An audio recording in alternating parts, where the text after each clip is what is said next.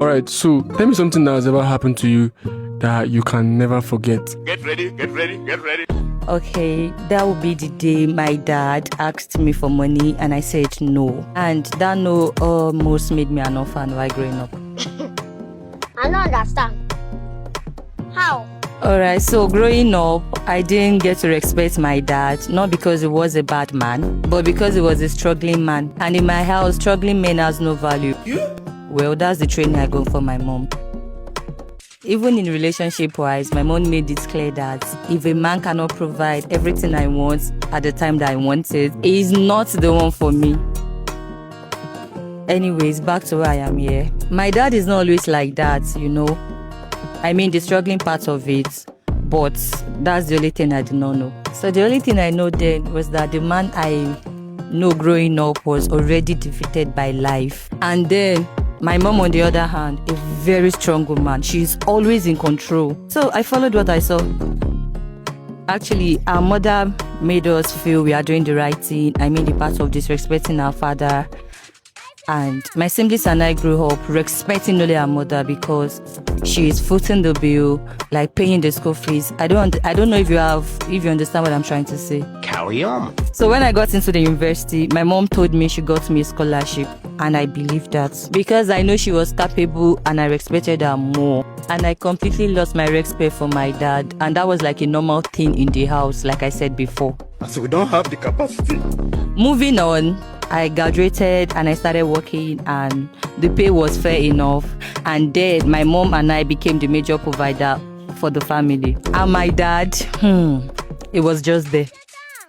So one day my dad called me one side and told me to borrow him some amount of money to start something small, at least to kickstart afresh. And obviously he doesn't want to ask my mom, maybe based on some personal reasons. I look at this man, I mean my dad, with irritation, and in my mind I was like, how can a father be asking his daughter for money instead of giving her money? And I told him I don't have. Meanwhile, I had a lot of money that I kept with my mom. Actually, there's only one good thing that I've learned so far from my mom, is saving habits. Carry on. When I told him I don't have money, he said okay. He just said okay and he left. The month passed and he got a driving job in a company. The job was really, really stressful. I mean, Monday to Sunday is always at work, no rest. So one day at work, my dad collapsed and he was rushed to the hospital, of course by the company, and he was diagnosed with a heart attack. Thank God the company that hired him has health insurance for their staffs and other 3 members. So my mom, myself and one of my siblings were registered and the bills were covered by the company. I think it's called HMO. Yes, that's correct. And my mom, well, she visited this man once and never went back. So it was my daddy's sisters that looked after him all through his stay in the hospital. And in fact, let me tell you something. My mom told us not to go to that hospital again, that they will not allow us. And of course, even me, I don't feel like going. So I believed her and I followed her instruction. Until one day when my dad called me to come see him. Well, I didn't tell my mom and I went to see my dad. So when I got to the ward, I met my dad's younger sister. This woman and my mom, they know they always settle. They are just like cat and rats. Even us, the children, we don't know why. We never bothered to ask why, so we left them. So I greeted her, and my dad pointed at a chair and asked me to sit down. So he started by asking me questions that I cannot remember answering. He said, where did I get it all wrong? I was just mute, and he said, let me just tell you what you don't know about me. And that was the first time I heard my dad's side of the story. He said, I'm not always like this. He said he used to work at a branch of CBN. Well, not a very big job, or as a security. He said people used to look down on that position, but that particular job fed him and his family. So he also said, apart from his salary, that he's got connection. In case people are in need of meat cash, there is a way he will get it for them, and obviously he will get his own part of the share. And that was how he gave mostly from the job, and he even got a car from that job. Are you serious? He went for that and said the day things went real bad for him was the day he got his biggest meat deal ever. How? it was his wife's brother, I mean my own uncle, that told him that someone is in need of 700,000 naira meat cash, and that person will be paying him 1 million naira in return, and obviously the 300k will be for him. It sounded like an easy profit. Of course, it's coming from a family member. So my father trusted my uncle. So my dad borrowed 700,000 naira cash and arranged to mint. So he called my uncle and told him the mint is ready. Then they set out to deliver it. So he said he drove to 1 hour out of the city, and that little did he know that he was driving right into his destruction. Damn. So my dad said he became uncomfortable and he started asking questions. But my uncle keeps telling him that once they pass this bush, unfortunately, that was the particular bush they didn't get to pass. He continued and said they got to a place that my uncle said he wants to ease himself. Then immediately they stopped. Out of nowhere, 8 men came and they attacked them. Like they beat them, collect the meat, their phones, and well, luckily for my dad, they didn't collect his car and they left them stranded. And immediately they got back home, my father arrested my uncle, and it was at that point that my mother's hatred became obvious to my dad. My mom was so angry and he questioned my dad, why will you do that? Moreover, it was both of you that was attacked in the incident. So my mom asked him, why will you arrest my brother? Then my dad said to me that the reason why he arrested his brother-in-law was because when he asked for the contact of the man that he said needed the means, he was giving him wrong number, that he was left with no choice than to arrest him. So when my father got my uncle arrested, he was detained, and they told him the only way out is for him to pay back the 700,000 naira with cash. And well, my uncle paid 150,000 naira first, then he was released so that he would also and pay back the rest. My dear, till today, my dad didn't get to see the balance. My dad said the only option he had left was to sell out that car so that I can be able to pay back the money he borrowed. So my dad sold his car. Well, you would think everything ended there, right? No. Well, my father was transferred at his workplace to a very, very far place where he refused and told them that he cannot afford to leave his family and go that far, where he was presented with two choices. It's either you go to that place or you leave the job.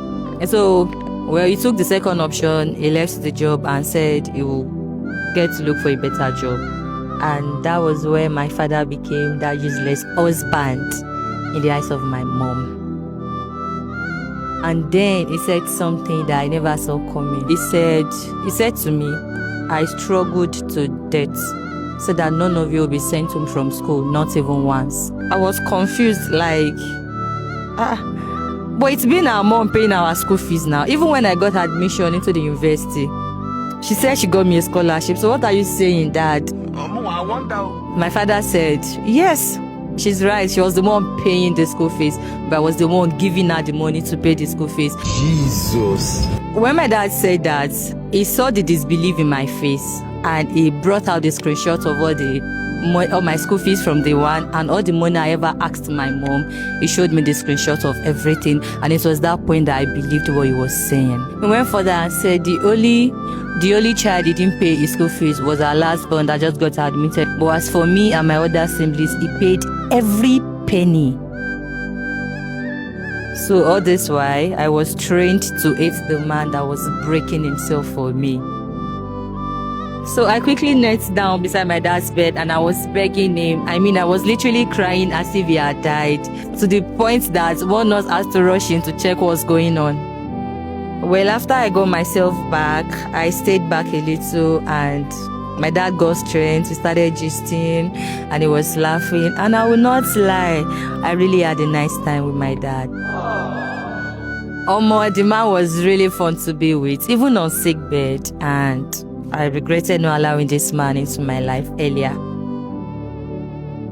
So that day, I made a decision. Nothing must happen to this man. I quickly ran home and I met my mom and I told her I need all my savings that was with her. She asked me what for, and I said, well, I want to surprise you with something big. And immediately my mother gave me everything. I took all of that money and I went back to that hospital. And I moved my dad to a better hospital than that their HMO or something.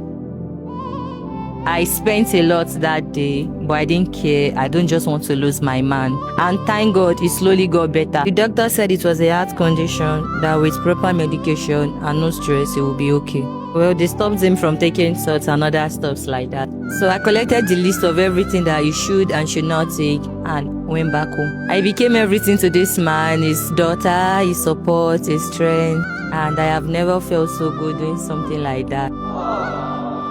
And for my mom, well, I don't know why she did what she did, but trust me, she lost the battle already. She realized she has lost and started playing the victim. Well, mother, that story is for another day. Okay. So that was how I almost lost the greatest man in my life, just because I believed the wrong person.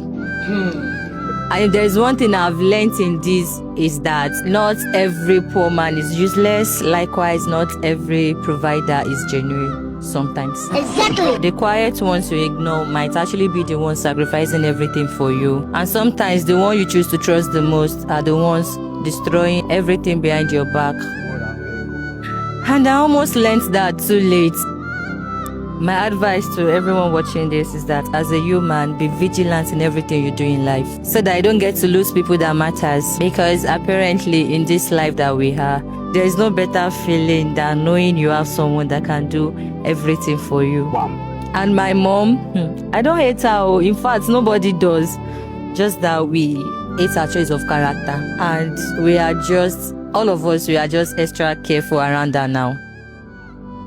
Anyways, my dad is doing well now.